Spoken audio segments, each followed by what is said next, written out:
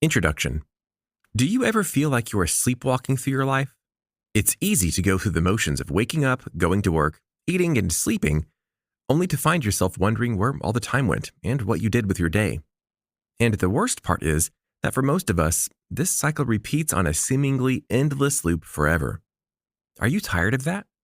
Do you ever find yourself wondering what it would be like if your life had turned out differently? If you had a job that you enjoy? If any of these feelings sound like something you've experienced, then it's time for a radical change.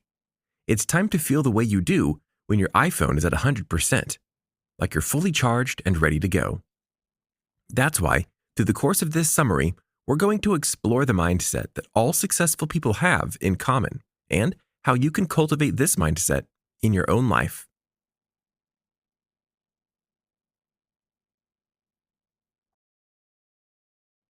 Chapter 1. Extreme Health Tips. Are you a fan of extreme sports? High-intensity obstacle courses aren't for everyone, but for Amelia Boone, they're a piece of cake. You're probably familiar with Amelia Boone thanks to her reputation as the Queen of Pain. The ultramarathon runner acquired this nickname due to her long and industrious career as one of the most intense obstacle runners in history. Over the course of her career, she garnered more than 50 podiums and 30 victories in obstacle racing. And that's not even counting her most notable victories, which include being declared 3 times winner of the World's Toughest Mudder 2012, 2014, and 2015, Spartan Race World Champion 2013, Spartan Race Points Series Champion 2013 and 2015, and 3 times Death Race Finisher, Winter 2012, Summer 2012, and Summer 2013. As you've probably gathered from these stats, Tough is Amelia's middle name. So, how does the world's toughest runner stay in shape? In an interview with health and adventure publication Outside Online, Amelia listed a few of her favorite top tips for health, covering everything from diet to exercise. For example, she remarks that, "I have really bought into the hype and science behind beets. I remember the first time I ever had beet juice. It just tastes like death. Like dirt. But you feel this weird head rush after drinking it, and it delivers the nitric oxide to help with breathing during training. So I think for endurance athletes, it helps with breathing and keeping the heart rate low." She also references the power of turmeric and bone broth for joint health and recovery from high-intensity endurance events. With regard to her training routine, she affirmed, "I always try to train in less than ideal conditions if I can, because I think that adds a lot. It's super easy to go out for a run when it's 70 degrees and sunny. But when I was living in Chicago, if there was a windstorm or a thunderstorm, I was like, let me out." She also added that she's a big proponent of ice baths as a form of pre- and post-run conditioning. Ice baths are nothing new for Amelia because she regularly subjects herself to extreme cold during races and has frequently competed in races that require her to swim through lakes that are so cold ice is forming while she swims. Now, Amelia's lifestyle might not be for everybody, but she does set an awesome example when it comes to endurance training and persistence.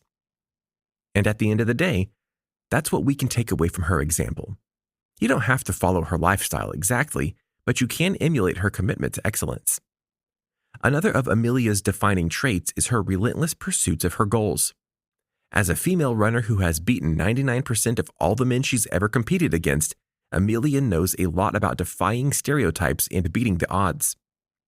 She also told the author that during her first race, over 1,200 people started out, but only 12 finished the race. Of those 12, only 2 were women.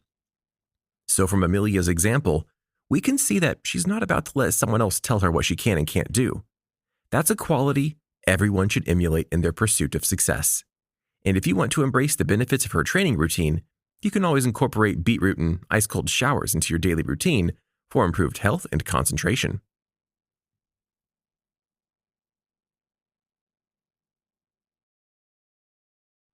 Chapter 2.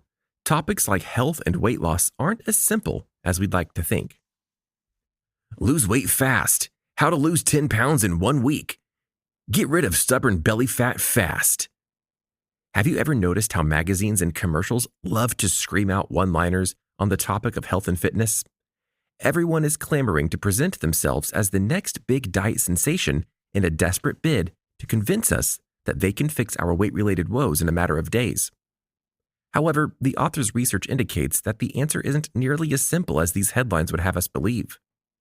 Many people assume that consuming high-fat foods is what makes you fat. But if that were true, you could just replace all your favorite foods with low-fat alternatives and everything would be great. But in fact, even a very low-fat diet would actually be more likely to make you gain weight because of the effect of insulin. Why? Because insulin is a hormone that controls how your body processes calories. Insulin levels get higher when you eat foods and decrease when you finish eating. This process releases the nutrients from your fat cells into your bloodstream, sending energy to your brain and other vital organs. However, eating too many refined carbohydrates, things that are high in sugars and processed starches, cause your body to produce a surge of insulin, which, in turn, leads to weight gain. So why is it that we crave things like cinnamon rolls and pasta and candy if they're so bad for us? The simple answer is that they taste good. But we also like them because they provide us with a temporary boost of energy.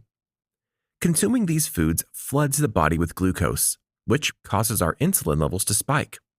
Our fat cells then work overtime to absorb excess glucose and fatty acids to remove all that sugar from our blood. But here's the catch.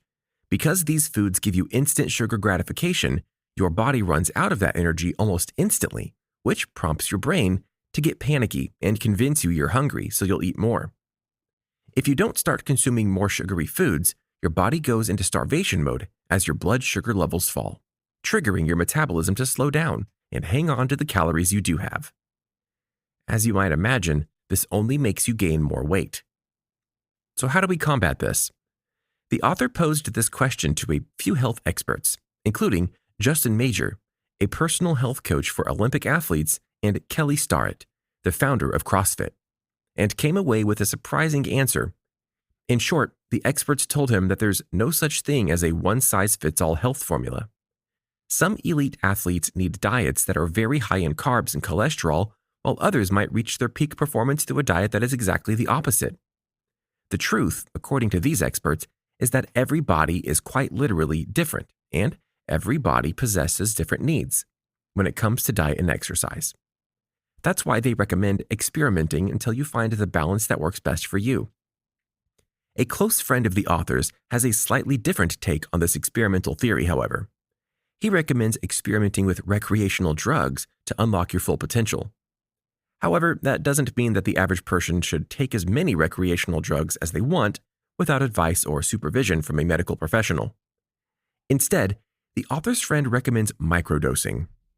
As you've probably inferred from the name, microdosing is a practice which involves taking a small portion of a psychedelic drug under highly specific and controlled circumstances. When taken safely and in very small doses, many advocates of this practice believe that microdosing can enhance your creative thinking and problem-solving skills. As a result, they claim that controlled use of recreational drugs can make you a better thinker, partner, friend, and employee. Whether you choose to implement this strategy is up to you, and if you do make this choice, the author strongly recommends that you seek medical advice before consuming psychedelic drugs. But whether you choose to take drugs or not, we can all appreciate the spirit of thinking outside the box that this practice embraces. Thinking outside the box, however you choose to do it, can certainly help you feel more alert, more creative, and it can even lead to some positive health benefits. So when you think about your health, weight, and diet, don't be afraid to be creative, open-minded, and experimental. Instead of trying a one-size-fits-all approach, be sensitive to your body's needs and be willing to try a few different approaches until you find the right balance for you.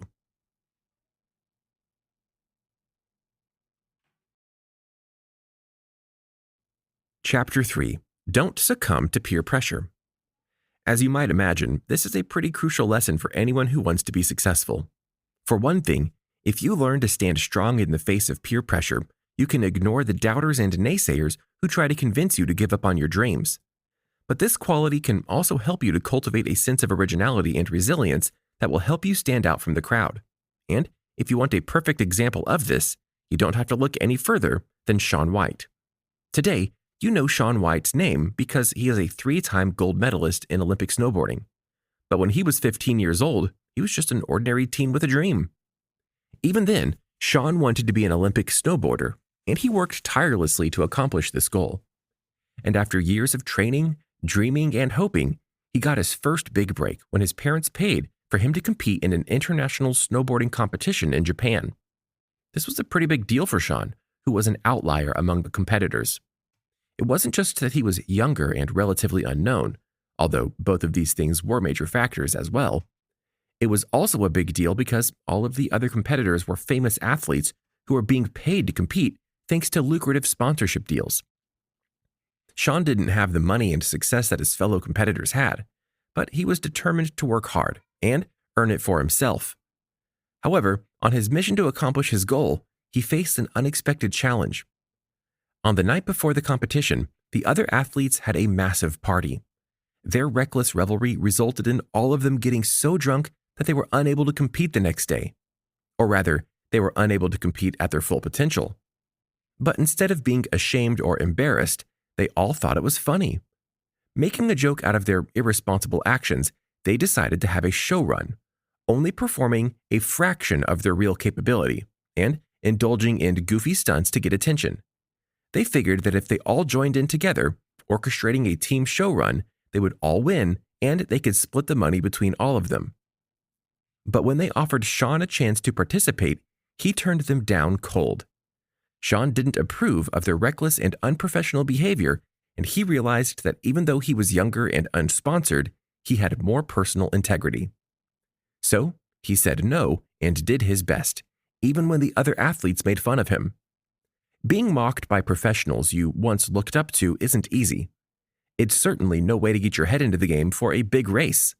But Sean believed that his integrity and his commitment to his dream was more important than going along with the crowd.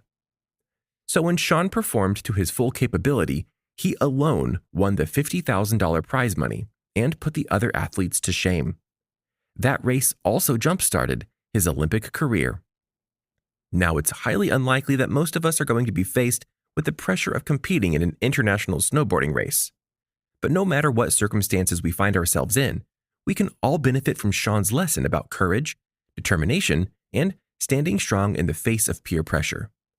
All of these are qualities that define a successful person, and everyone can stand to emulate these awesome traits.